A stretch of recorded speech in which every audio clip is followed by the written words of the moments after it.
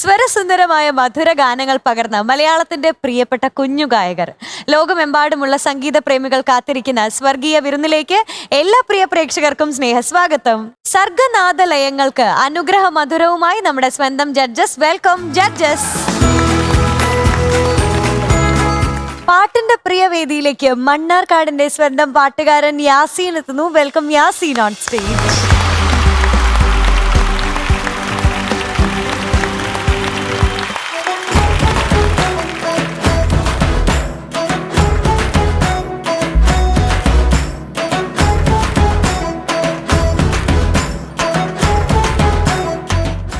എന്താ പട്ടി പിന്നാലെ കൂടിയതാ. പട്ടി മോന്റെ സ്വന്തം പട്ടിയാണോ? ഓടിച്ചിട്ട് കടിച്ചതാ. അല്ല, ഞാൻ ഇങ്ങനെ ആരും കാണാതെ ഇങ്ങനെ നടുവിലിക്കനെ ഒരു വട്ടം ഇതിലൂടെ പോയി. അപ്പൊ ഞാൻ അങ്ങോട്ട് മാറിന്ന് ഷൂട്ടിന് പോയപ്പോ അവിടുന്ന് കൂടിയതാ. ആണോ? എടാ, ഇത് ഇന്നാണോ? ഇന്നല്ലോ, ഒരു 2 ദിവസം മുമ്പ്. കടി കിട്ടിയോ? ഇല്ല, ഞാൻ കണ്ട വഴിയോടി. അതിലൊക്കെ മിടുക്കനാ. പണ്ട് പിന്നാന്റെ ഒരു 4-5 ഒരു 5-6 പട്ടികൾ രാത്രിയില് ഓടിച്ചിട്ടുണ്ട്. എന്നിട്ടോ? അല്ല, കടിച്ചില്ല. രാത്രി അവിടെ പോയി മോട്ടിക്കാനോ? ഞാനും എന്റെ ചേട്ടത്തിയമ്മ അങ്ങനെ നടന്നു പോവായിരുന്നു. അപ്പൊ പുള്ളിക്കാരി കുറച്ച് മുമ്പിലെ പോയി വന്നപ്പോഴത്തേക്ക് ഒരു 5-6 ഒരു കൂട്ടം പട്ടികൾ, അറിയാലോ. ഞാൻ ആരും വിശ്വസിക്കില്ല, തൊട്ടടുത്തുള്ള മതിലിന്റെ മോളിൽ ചാടി കയറി. ഇന്നും എനിക്കറിയില്ല എങ്ങനെ. എല്ലാരും അവിടെ ഉള്ളവര് പറഞ്ഞു വന്നിട്ട് എങ്ങനെ ഈ കുട്ടിയെ ആ മതിലിന്റെ പൊക്കത്ത് കയറി. ആ പേടിയില് ചാടി കയറി. മതില് കയറി നിന്ന് വന്നിട്ട് മതില് കയറി അപ്പുറത്തെ വീട്ടിൽ ചാടി. അവിടെ പട്ടിയില്ലാത്തത് അവിടെ ബുൾഡോഗ് അവിടെ ഡോബർമാൻ ഇങ്ങനെ നിൽക്കുന്നു. മക്കളെ, പട്ടിയല്ലേ കടിച്ചുള്ളൂ? കടിച്ചില്ല. അല്ല, എന്നാലും ഓടിച്ചുള്ളൂ. സിംഹമല്ലല്ലോ. കാരണം ഇപ്പൊ മൊത്തം പുലിയാ. കാരണം രാത്രി നോക്കുമ്പോ ഉണ്ട് നമ്മുടെ മറ്റേ എന്താണ് ക്യാമറ ഉണ്ടല്ലോ, 2 കണ്ണ് മാത്രം. ആ 2 കണ്ണ് മാത്രം പുലി ഇങ്ങനെ നടന്നു പോകും. അപ്പൊ എന്തായാലും സാരമില്ല. പട്ടിക്ക് വിഷമം ഉണ്ടാക്കുന്ന ഒരു കാര്യവും ചെയ്യും. നിന്ന് കൊടുക്കുക, കടി വാങ്ങിക്കുക, ഇല്ലേ പട്ടി ശപിക്കും. പട്ടിശാപം കൊല്ലാത്തത് മഹാശാപം. മഹാശാപം. ഏത് പാട്ടാ പാടുന്നത്? സന്ധ്യ മയങ്ങുന്നേരം. സന്ധ്യ മയങ്ങുന്നേരം. Beautiful song. മയിലാടും കുന്ന് ചിത്രം അല്ലേ? അങ്ങോട്ട് കൊടഞ്ഞിട്. Thank you.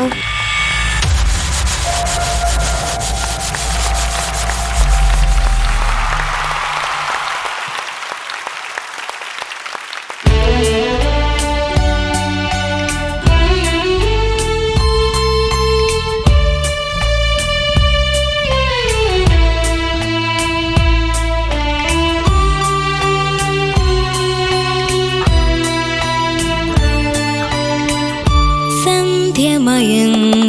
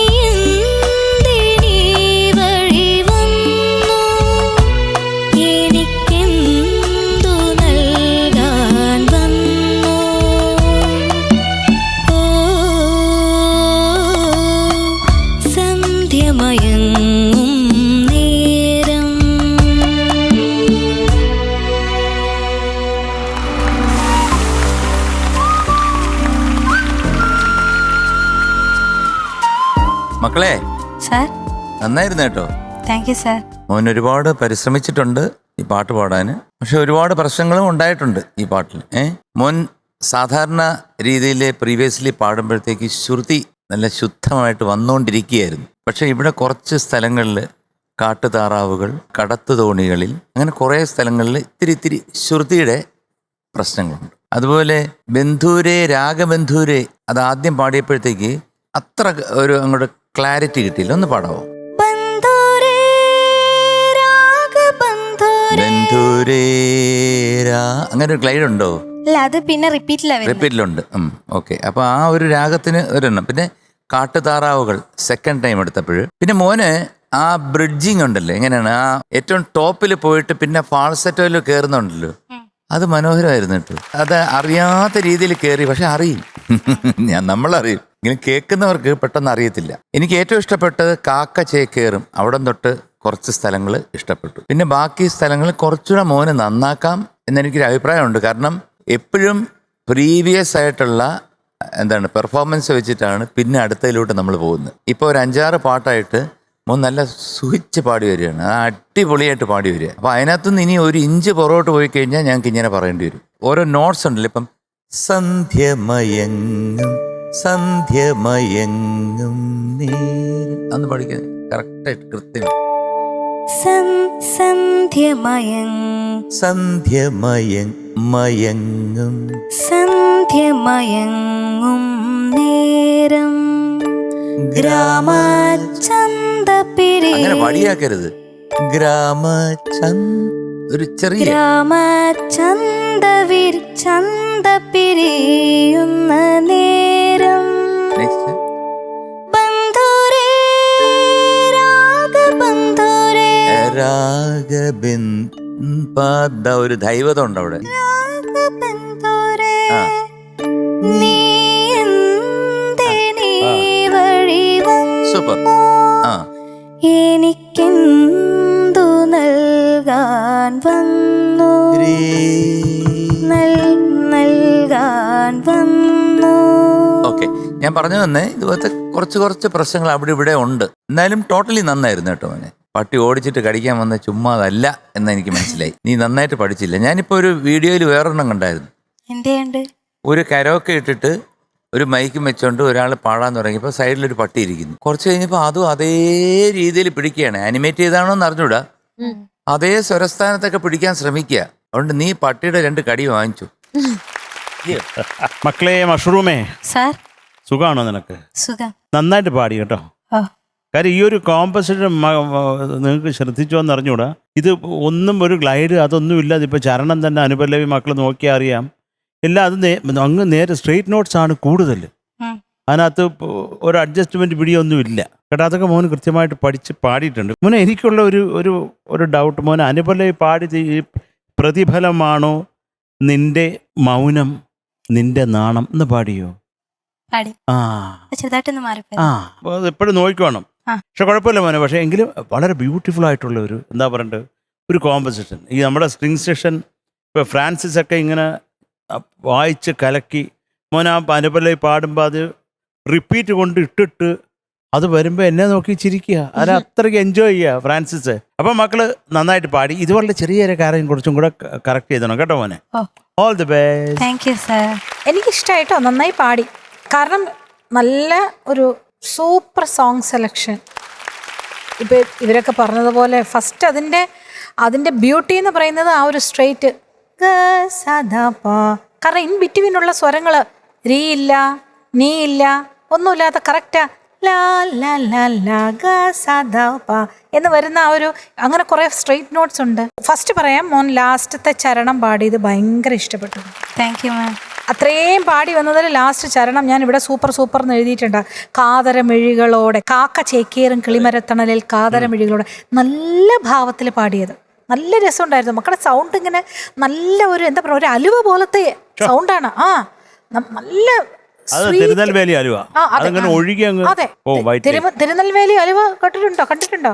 അതിങ്ങനെ പണ്ട് പാട്ടുകാര് വലിയ വലിയ മഹാസംഗീതജ്ഞര് കച്ചേരിക്ക് പോകുമ്പോ തിരുനെൽവേലി ആ ഏരിയ ഇപ്പൊ കുംഭകോണം ചിദംബരം എവിടെയാണ് അതുവഴി പോയിട്ടേ ചൂട് ഇങ്ങനെ ഈ ചേമ്പില പോലത്തെ ഒരു സാധനം ഉണ്ട്. അതിലിങ്ങനെ ഹലുവ അങ്ങ് മേടിച്ചിട്ട് ഗ്ലം ഗ്ലം ഗ്ലം ഗ്ലം അതിങ്ങനെ അങ്ങോട്ടും ഇങ്ങോട്ടും പോകും അത് ഹലുവ. glung വായിലിട്ടാ ആക്കണ്ട, മതി. വെച്ചാ മതി അങ്ങ് അങ്ങ് പൊക്കോളും. ഒഴുകി പോകും അതിനത് കട്ടയല്ലേ? ആ, അല്ലല്ല അത് ചൂടാ. കുറച്ച് ഭയങ്കര ചൂടുമാണ് അത് മറ്റേ ഉരുളിന്ന് കോരി തരും. അങ്ങനെ തരും. ഓ അസാധ്യ ടേസ്റ്റ്. അതെന്താ പറയുക എൻ്റെ ഒരു വിഷയം എന്തുകൊണ്ടാണ് പാട്ടുകാർ കച്ചേരിക്കാരെല്ലാം കഴിച്ചിട്ട് പോണേന്ന് പറഞ്ഞാൽ തൊണ്ടയ്ക്ക് വളരെ നല്ലതാ. കാരണം ഫുള്ള് നെയ്യിലാണ്. ആ തൊണ്ടയിൽ മുഴുവൻ ഇങ്ങനെ അങ്ങ് സംഭവം പോകും. അതുപോലെ നല്ല അലുവ എന്ന് പറഞ്ഞാൽ നമ്മൾ അത്രയും സ്നേഹമായിട്ട് പറഞ്ഞത് അത്രയും രസമായിരുന്നു. കൂട്ടുസ്വര പ്രയോഗം ഇഷ്ടപ്പെട്ടു. കാരണം അത് ഭയങ്കര ബുദ്ധിമുട്ടാണ് പാടാനായിട്ട്. അപ്പൊ ഇത്രയൊക്കെ വരണം, ഇത്രയൊക്കെ സൂപ്പറായിട്ട് പാടണ കുട്ടിയല്ലേ ഇത്. അപ്പൊ ഓരോ പ്രാവശ്യം ഇനി മക്കള് വരുമ്പോൾ മക്കളെ മഷ്റൂം വരുമ്പം ഞങ്ങൾക്ക് ഭയങ്കര പ്രതീക്ഷകളാണ്. അതായിരിക്കും കേട്ടോ. എന്താണല്ലോ എനിക്ക് ഇഷ്ടമായി. God bless you. Thank you ma'am. Yaseen, Sir. we are giving you 98 out of 100. Thank you sir. Dear Vayalar sir പൂക്കുറ്റി.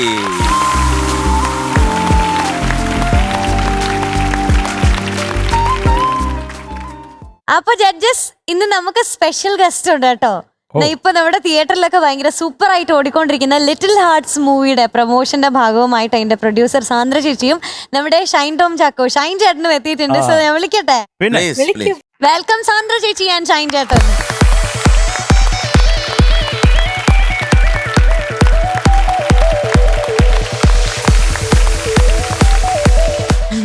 Hello ചേട്ടാ. ഹായ് ചേച്ചി. ഹലോ. ഹായ്. ഹായ്. നമസ്കാരം ഷൈൻ. ഷൈനെ, ഹായ്. ഹായ്. സാന്ദ്രയുടെ പുതിയ പടം അല്ലേ? അതെ അതെ, ലിറ്റിൽ ഹാർട്സ്. ലിറ്റിൽ ഹാർട്സ് ഇപ്പൊ എത്രാമത്തെ പടമാണ്? 14ാമത്തെ. 14ാമത്തെ പടമാണ്. വാവ്. പിന്നെ ഷൈൻ പറയേണ്ട കാര്യമില്ല, എല്ലാ പടത്തിലും ഉണ്ട് ഇപ്പോഴും. എല്ലാ പടത്തിലും ഇല്ല. ഉണ്ട്. അല്ല, ഞങ്ങൾ കാണുന്ന എല്ലാ പടത്തിലും ഞങ്ങൾ ഉണ്ട്. കാണുന്ന എല്ലാ പടത്തിലും. അതാണ്. ഇപ്പൊ ഏറ്റവും ഇഷ്ടപ്പെട്ട പടം ഏതാണ് ഷൈൻ ചെയ്തതിൽ വെച്ചിട്ട് ഇതുവരെ? അങ്ങനെ നമ്മൾ ആലോചിക്കാറില്ല ഇല്ല, ആക്ച്വലി. എന്നാലും ഒരു ക്യാരക്ടർ നമ്മുടെ ഏറ്റവും മനസ്സിൽ കൂടുതൽ തങ്ങി റീച്ച് നിൽക്കുമല്ലോ. ആയ പടം ആ. മാത്രമേ ഉള്ളൂ അതില്. അതുകൊണ്ട് എന്നാലും ആ ഒരു ക്യാരക്ടർ മനസ്സിൽ തങ്ങി നിൽക്കുമല്ലോ. അന്നേ റസൂലും റീച്ച് ആയിട്ടുണ്ട്. പിന്നെ ഫസ്റ്റ് പടം ഗദ്ദാമ അതുവഴിയാണ്. അതെ, പിന്നെ ഭീഷ്മപർവം, തല്ലുമാല, തല്ലുമാല, കുറുപ്പ്, ആ. ഇഷ്കാണ് ഈ നിര ചിത്രങ്ങളുടെ തുടക്കം. എല്ലാരും ആഗ്രഹിക്കുന്ന ഒരു കാര്യമുണ്ട്, എനിക്ക് ഇങ്ങനെ ഒരു ക്യാരക്ടർ എനിക്ക് ചെയ്യണം. ഇല്ലില്ല, അങ്ങനെ ഒരു ക്യാരക്ടർ ഇല്ല. ക്യാരക്ടേഴ്സ് ചെയ്യണം എന്നുള്ള ആഗ്രഹമാണ്. എന്ത് വന്നാലും നമ്മൾ തകർക്കും. ആഗ്രഹം നമുക്ക് അഭിനയിക്കാൻ അല്ലെങ്കിൽ പാടാനായിട്ടുള്ള ആഗ്രഹമാണല്ലോ വരിക. ചേട്ടൻ പാടിയ പാട്ട് പ്രിയൻ സാറിന്റെ പടത്തില്, ലാലേട്ടന്റെ പടത്തില്, പണ്ട് ഞാൻ ശരിക്കും ഇതൊക്കെ ലാലേട്ടൻ പാടണാണെന്നാണ് വിചാരിച്ചിരുന്നത്. ഞാൻ 83 ജനിച്ചതാണ്. 83 ഞാൻ ആദ്യമായിട്ട് സിനിമ പാടുന്നത്. ഓക്കെ.